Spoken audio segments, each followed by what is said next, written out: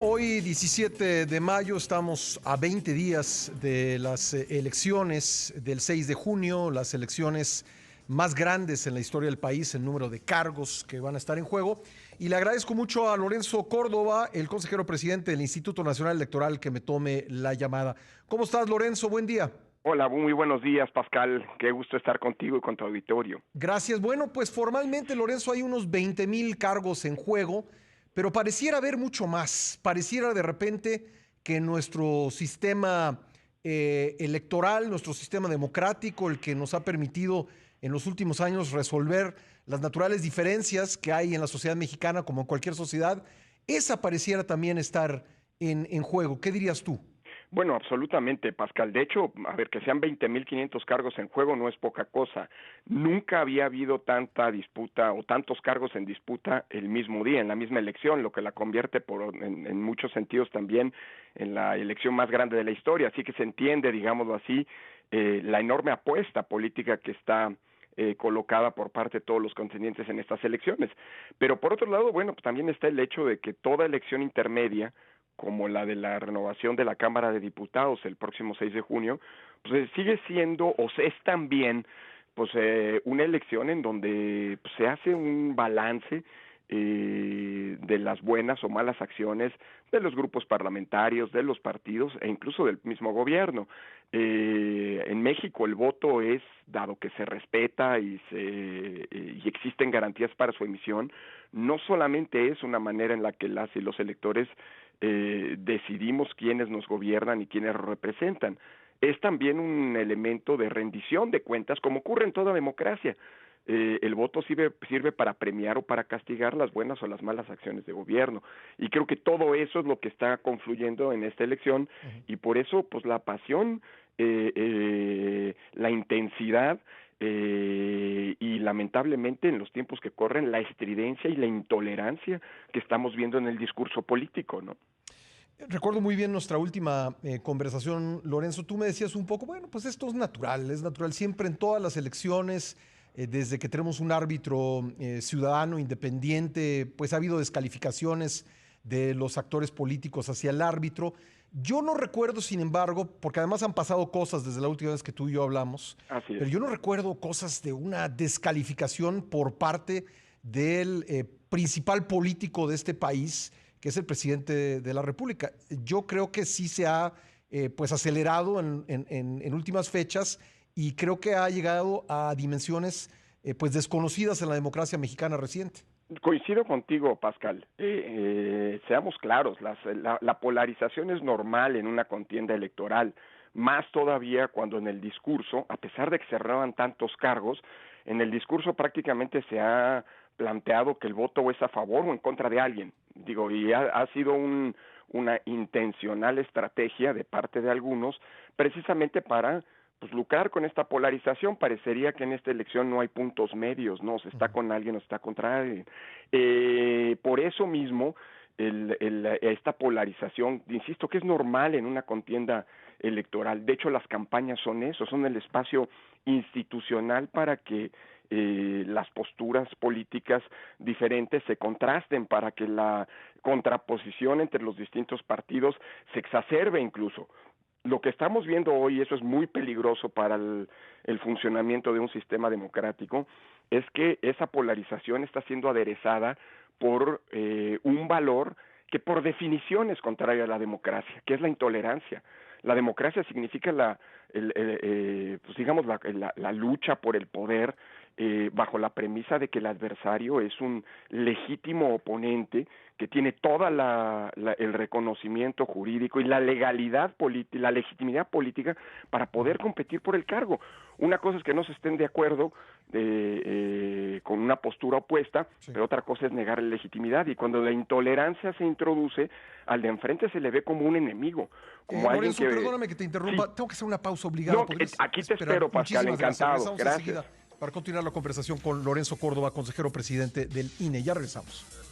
Le agradezco mucho, Lorenzo Córdoba, consejero presidente del INE, que me haya esperado en la línea. Lorenzo, pues me hablabas de la intolerancia y pues me veo obligado a hacerte una pregunta que pues en otras circunstancias pues ni siquiera formaría parte del debate.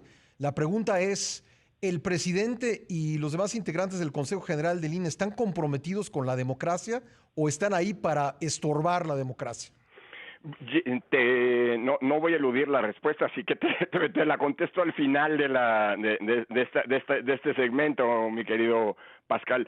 Te decía, mira, la intolerancia cuando se introduce en el discurso político, la democracia se agota, o sea, se erosiona, porque al de enfrente ya no lo ves como un legítimo contendiente, sino como un enemigo al que vale la pena no solamente descalificar, sino eventualmente eliminar. Y tienes razón, no es la primera vez, me preguntabas justo antes del corte, que al árbitro se le descalifica. Pues digamos, en un país con un compromiso democrático, pues digámoslo así, en vías de construcción, quiero pensar, pero todavía bastante precario, pues es normal que al árbitro se le descalifique por tirios y troyanos. El problema, unos y otros. El problema es cuando esta descalificación viene desde desde las propias instancias del Estado, y sí tiene razón, aunque en el pasado, por ejemplo, el IFE fue descalificado por el presidente Calderón, e incluso hubo recursos contra las decisiones del IFE en su momento, cuando a Calderón en 2 ocasiones se le determinó que había violado la Constitución, o bien también hubo descalificaciones y recursos jurídicos cuando el INE ya le dijo o determinó que Peña Nieto, siendo presidente, había violado la Constitución. Nunca se había visto una descalificación pues tan estridente, tan directa y tan delicada como la que hoy se está haciendo desde la máxima tribuna del país. Y esto, hay que decirlo sin medias tintas, ha envalentonado a algunos actores afines a la actual postura en el gobierno, a hacer afirmaciones que son, perdón que lo diga, absolutamente impensables en un contexto democrático, como por ejemplo que el INE debe morir, y estoy citando, o bien que el INE debe ser exterminado, o bien a que gente que no está de acuerdo con las decisiones del INE, y eso se vale en una democracia, para eso hay vías para impugnar y controvertirlas, amenacen a ciudadanas y ciudadanos con ir a visitarlos, entre comillas, lo de visitarlos, ¿no? A sus domicilios, pues eso es justamente porque históricamente se señala que este tipo de discursos que claramente incitan al odio, pues son contrarios a la democracia. O declaraciones como la que yo te planteaba, de decir que ustedes no están comprometidos con la democracia, sino están ahí para estorbarla. Curiosamente, esas mismas posturas, hace algunos meses, cuando decidimos, porque además hay absoluta, yo sigo convencido de esa decisión, se violaron normas de fiscalización y por lo tanto yo repetiría esa votación, porque fue con absoluta convicción y apego a la ley. Hace algunos meses, cuando decidimos no darle el registro a un partido afín a un expresidente, pues se aplaudía esa decisión. Por cierto, este es el mismo árbitro que hace 3 años le levantó la mano a los ganadores y que el próximo 6 de junio en la noche volverá a levantárselas a quienes ganen, sea quien sea.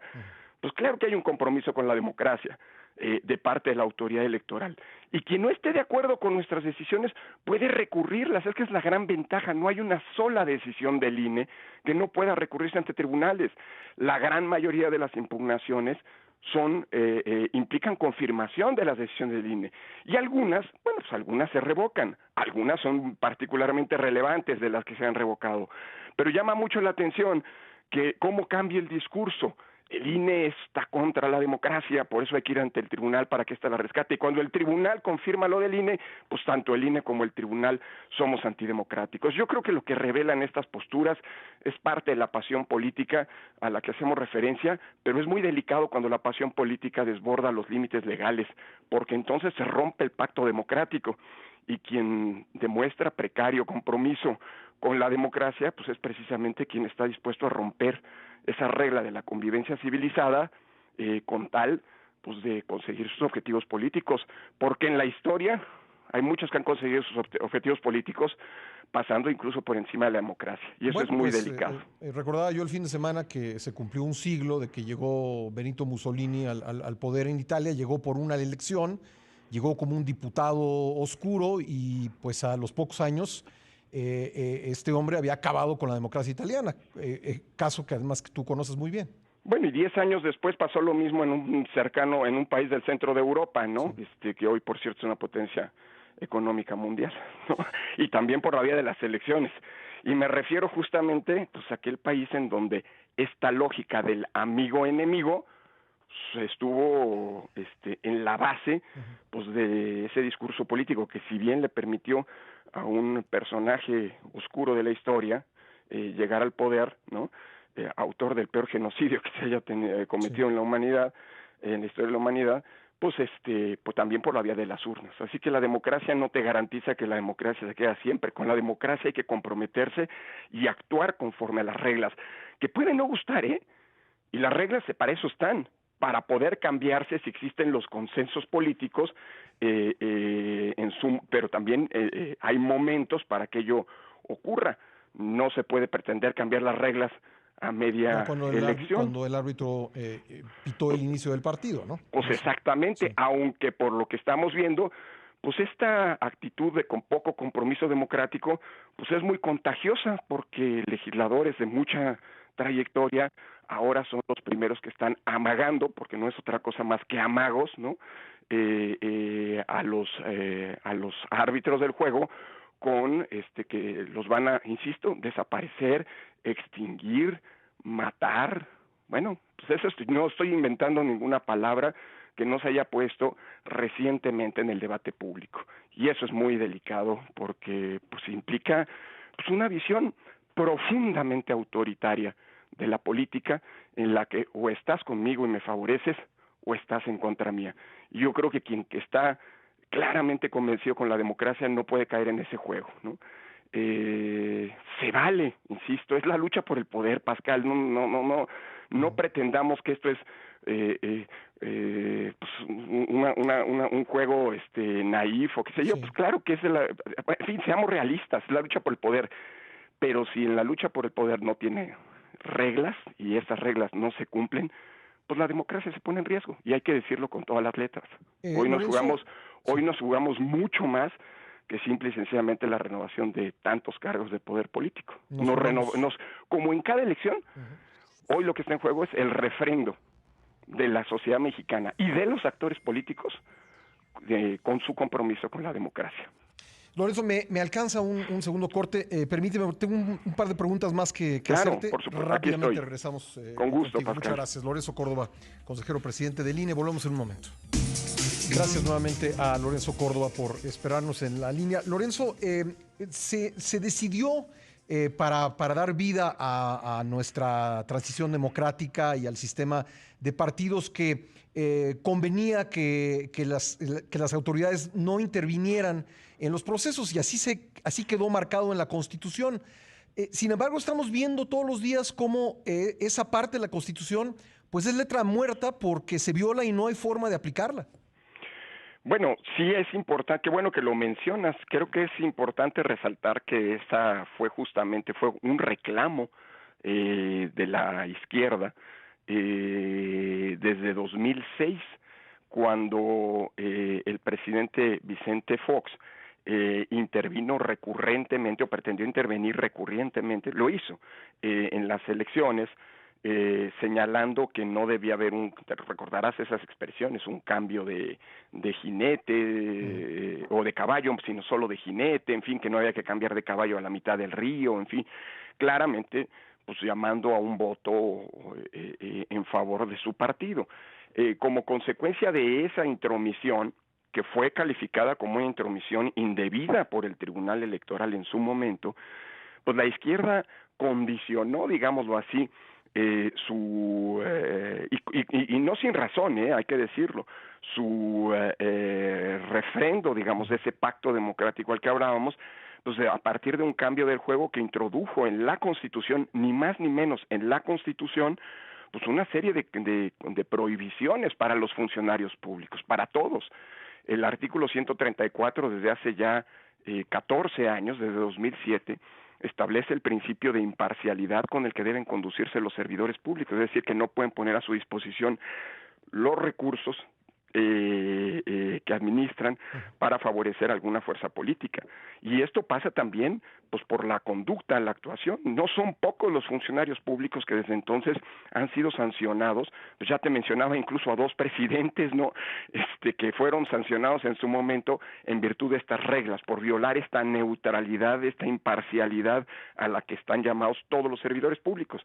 Y bueno, pues no lo digo yo, el propio presidente acaba de decir en una mañanera que sí está interviniendo en las elecciones, pues lo cual pues es delicado porque, insisto, las reglas del juego pueden no gustar y a lo mejor ahora que la entonces oposición de izquierda gobierna, pues ya no le gustan las reglas que pidieron, que se solicitaron y que se consensuaron entre todas las fuerzas políticas para equilibrar y para garantizar la equidad en la contienda electoral. No es lo mismo ser oposición que ser gobierno y evidentemente cuando se hacen reglas para evitar que los gobiernos intervengan, pues cuando dejas de ser oposición y gobiernas, pues ya no te gustan, pero las reglas son las reglas y insisto, se pueden cambiar, pero ya habrá momento para cambiarlas y esto es evidentemente, como tú decías, cuando se acabó el partido, digamos, ¿no? Ahora, pero estas violaciones a la Constitución muy obvias, incluso Sí. reconocidas por el presidente, en el sentido de que sí está metiendo la mano en las elecciones, pues no hay forma de sancionar, ¿no, Lorenzo? Pues sí hay forma de sancionarlo, pero sobre todo no nos olvidemos que nuestro sistema electoral, pues sí hay forma de sancionarlo, pero pues bueno, eso le tocará en su momento, todas las reglas de propaganda, la sanción a una sala especializada, que habría que seguir con mucho más atención lo que está haciendo del Tribunal Electoral. No es la sala superior, es la sala especializada, regional especializada, así se le llama. Pero más allá de eso, Pascal, lo preocupante de todo esto es que la intromisión de los servidores públicos en las elecciones en el pasado ha llevado en no pocas ocasiones a anular comicios.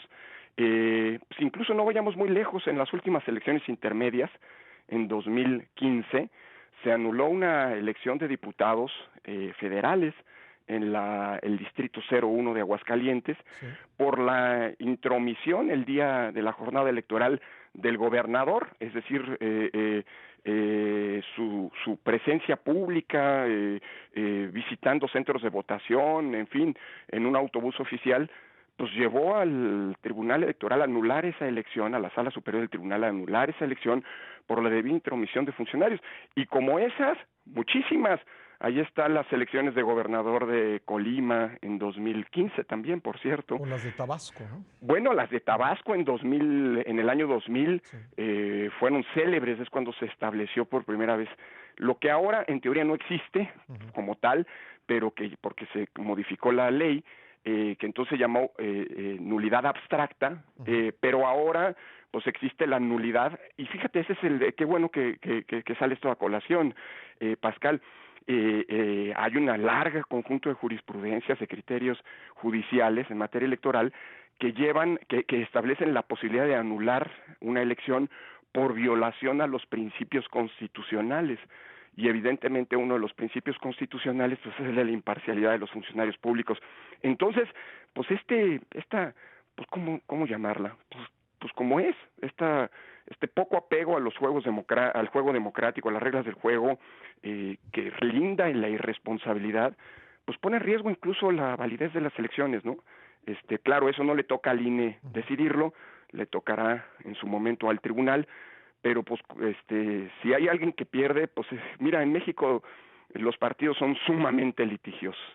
Lo son a su interior, pues siempre hay disputas, veamos la cantidad de trabajo que tiene el Tribunal Electoral, producto de la disputa interna, de la definición de las candidaturas, de la insatisfacción de la propia militancia respecto a las decisiones de sus partidos, ¿no? Sospecho que ahora va a tener más. Bueno, pues ahora los partidos, miren, en México hay casi una regla no escrita. Si pierdes, impugna. ¿Quién quita y ganas en la mesa de un tribunal? Pues lo que no ganaste en las urnas, y eso lo hacen todos los partidos políticos. ¿Se vale? Pues sí, claro que se vale, pues es parte, digamos, de los derechos que tienen los propios contendientes.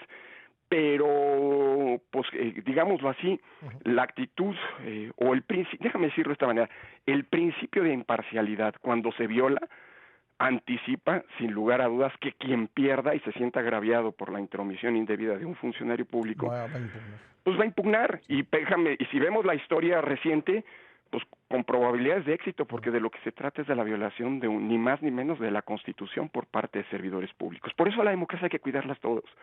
E implica responsabilidades colectivas. No solamente en el discurso, como hablábamos.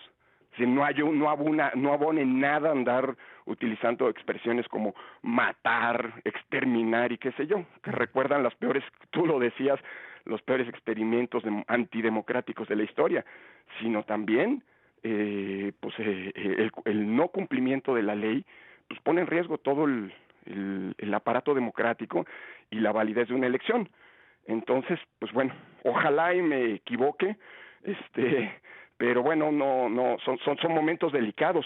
De ahí, como arrancábamos, Pascal, pues la importancia de esta elección, ¿no? Porque pues es ni más ni menos lo que está en juego es refrendar o no la vocación democrática de los propios actores políticos, de las autoridades y pues de la sociedad mexicana en su conjunto, ¿no? Pues me quedo con eso, Lorenzo. Agradecerte mucho que hayas estado con nosotros esta mañana. Al contrario, un abrazo muy fuerte y felicidades por hablando de partidos por el fútbol, Pascal. Ahí estamos en semifinales. Bueno, los aficionados, bueno, nosotros no el equipo, pues. Gracias, Lorenzo. Abrazo. Chao, Abrazo, Pascal. gracias, Lorenzo Córdoba.